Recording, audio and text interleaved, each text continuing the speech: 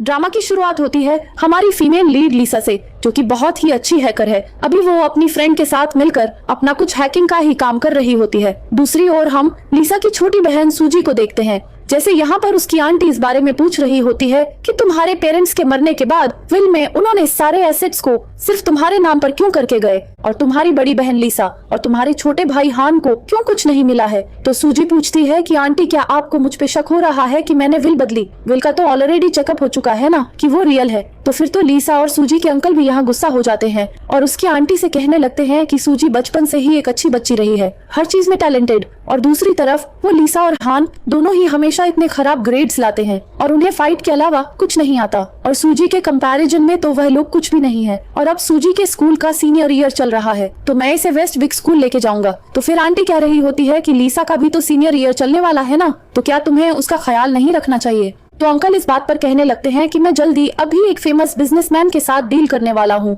और फिर मैं वेस्ट ब्रिज स्कूल का जाना माना इंसान बन जाऊंगा। तो तुम चाहती हो कि वहाँ पर मैं अपनी बेइज्जती करवाऊं लिसा को ले जाकर। और रही बात सूजी की, तो इसे सक्सेस तक पहुंचाने में मैं पूरा सपोर्ट दूंगा और इस तरीके से मैं अपनी मरी हुई सिस्टर को रिपे करूंगा, उसकी बेटी सूजी को फुल सपोर्ट करके। तो इस पर फिर आंटी चिल्लाने लगती है कि तुम कोई सपोर्ट नहीं कर रहे हो, तुम बस सूजी की पोटेंशियल और इसकी इनहेरिटेंस के पीछे हो। फिर यहाँ अंकल अपनी वाइफ को चिल्लाते हैं कि आप बस लिसा की साइड लेना बंद कर दो। सोचो अगर उसे पता भी लग गया ना तुम उसकी इतनी साइड ले रही हो तो तुम्हारी अच्छाई कि उसे कोई नहीं पड़ी होगी। तभी इतने में लिसा यहाँ पहुँच जाती है तो उसके अंकल सोचते हैं कि क्या इसने मेरी बातें सुन ली होगी। फिर वो सोचते हैं कि वैसे भी मुझे कोई फर्क नहीं पड़ता, ये मेरे कोई काम की नहीं है। लिसा अपनी आंटी से कहती है कि कोई बात नहीं, मैं हूँ ना, मैं अपने छोटे भाई और अपना खुद का ख्याल रख लूंगी। ऐसा बोलकर फिर वो अपने पेरेंट्स की फोटो के सामने यहाँ रिस्पेक्ट देने आई होती है। तो यहाँ पर सूजी भी आ जाती है और उसे कहने लगती है कि इनहेरिटेंस भी मुझे मिली और अब इस बिग सिटी में सबसे बेस्ट हाई स्कूल में भी मैं ही जाने वाली हूँ।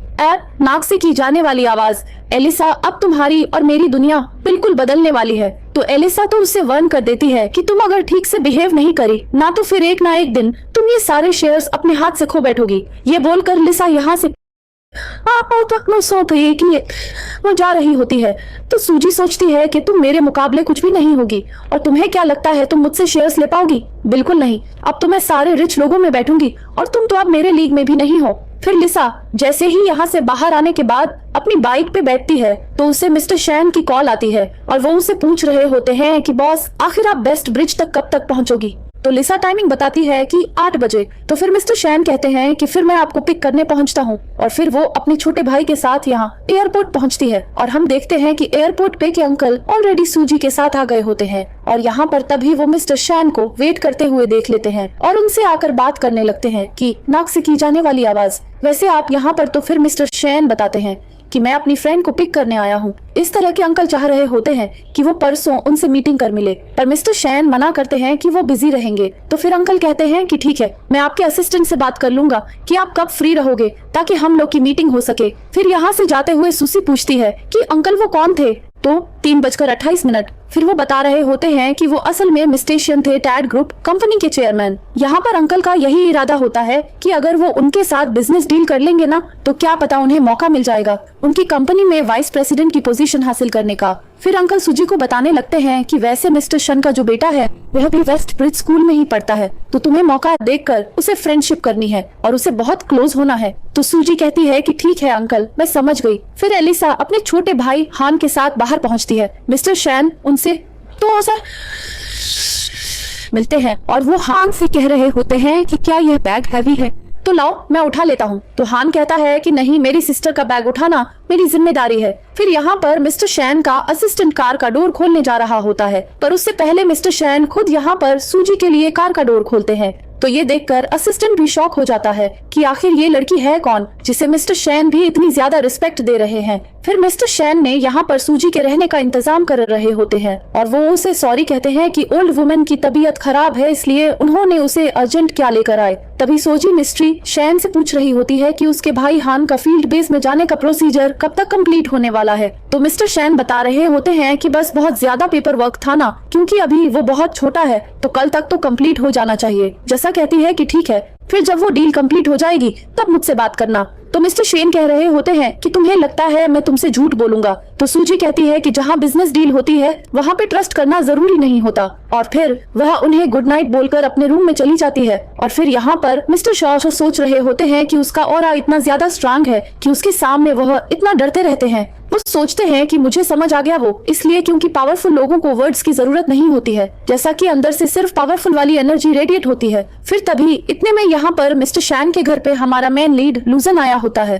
तो वह उससे पूछ रहे होते हैं कि अचानक से वह यहाँ पर तो मिशन बता रहा होता है कि मैंने सुना कि आपने मेरी ग्रैंडमा के लिए कोई डॉक्टर ढूंढे और उस डॉक्टर का बैकग्राउंड बहुत ज्यादा मिस्टीरियस है, तो मैं बस देखने आया था। तो फिर मिस्टर शटर के बारे में पूछ रहे होते हैं कि कहीं तुमने उसे इन्वेस्टिगेट तो नहीं किया ना, देखो वो बहुत ज्यादा गुस्से वाली है, तो इसलिए तुम उसे इस तरीके की हरकत करके परेशान मत करना। तो लुजन कहने लगता है कि सच में ये लड़की तो बड़ी इंटरेस्टिंग है, मैंने इतने सारे लोग लगाया था उसके बारे में पता लगाने के लिए, पर एक भी इंफॉर्मेशन नहीं मिली। तो मिस्टर शैन सोच रहे होते हैं कि वो इतनी बड़ी प्रो है तो आखिर उसके बारे में वो कैसे पता लगा सकता है। तो मिस्टर शैन कह रहे होते हैं कि आप बस लिसा की मेडिकल स्किल पे ट्रस्ट करो, वो जरूर आपकी ग्रैंडमा को ठीक कर लेगी, लेकिन उससे पहले अभी मुझे उसकी रिक्वेस्ट पूरी करनी है, फिर ही वो इस काम के लिए मानेगी। और मुझे पूरा यकीन है कि अगर वह आपकी ग्रैंडमा का ट्रीटमेंट करेगी तो आपकी ग्रैंडमा ठीक होके रहेगी। तो फिर इस बात पर लूजन कह रहा होता है कि फिर तो वो लड़की बड़ी केबल है। फिर तब इतने में लूजन को घर से कॉल आती है और वो फिर अंकल शैन को बताने लगता है कि उसके ग्रैंडपा की तबीयत अचानक से बहुत ज्यादा खराब हो गई है।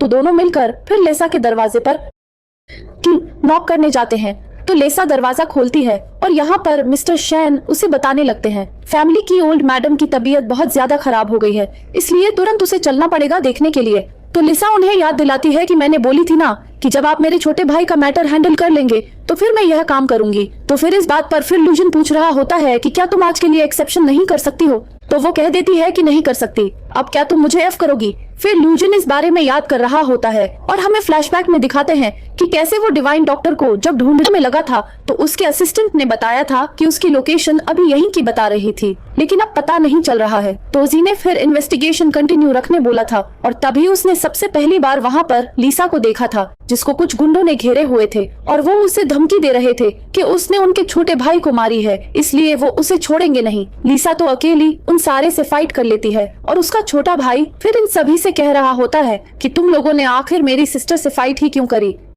अगर तुम लोगों को मरना ही था तो ऐसा शॉर्टकट लेने की जरूरत नहीं थी। लूजिन इस बारे में याद करते हुए लूसा से कहने लगता है कि नहीं, तुम गलत समझ रही हो, मैं आखिर तुम्हें फोर्स कैसे कर सकता हूँ, तुम तो बहुत ज्यादा टफ और अच्छी फाइटर हो। और फिर यहाँ लूजिन मिस्ट्रिश से पूछता है कि लिसा क्या डील कर रही है। तो फिर इस बारे में मिस्टर शैन बता रहे होते हैं कि लिसा को अपने छोटे भाई को फील्ड ट्रेनिंग बेस में डालना है। तो फिर यहाँ जीन ऑफर कर रहा होता है कि क्या तुम उसे रेड स्कॉर्पियन बेस में डालना चाहोगी। तो मिस्टर शैन फिर लिसा को बताने लगते हैं कि रेड स्कॉर्पियन बेस तो पूरे सिटी का हाई इंटेंसिटी ट्रेनिंग बेस है। पूछता है कि क्या तुम इस ऑफर से सेटिस्फाइड हो। तो लिसा फिर मान जाती है। इसके बाद वो अपने छोटे भाई हान को समझा रही होती है कि तुम तो बहुत बड़े जीनियस हो, लेकिन तुम अभी वीक हो, अगर मैं तुम्हें साथ में लेके जाती हूँ और कुछ होता है तो मैं तुम्हें प्रोटेक्ट नहीं कर पाऊंगी। तो हान बस यही कह रहा होता है कि सिस्टर, मैं बस आपसे दूर नहीं रहना चाहता हूँ, लेकिन ठीक है मैं आपकी बात सुनूंगा, आप जल्दी वापस आना, और अगर किसी ने आपको बुरी किया ना तो मैं उसे बहुत मारने वाला हूँ। तो लिसा कहती है कि मेरे हाथ किस काम के, अगर किसी ने मुझसे पंगे लिया तो उससे मैं बहुत मारूंगी।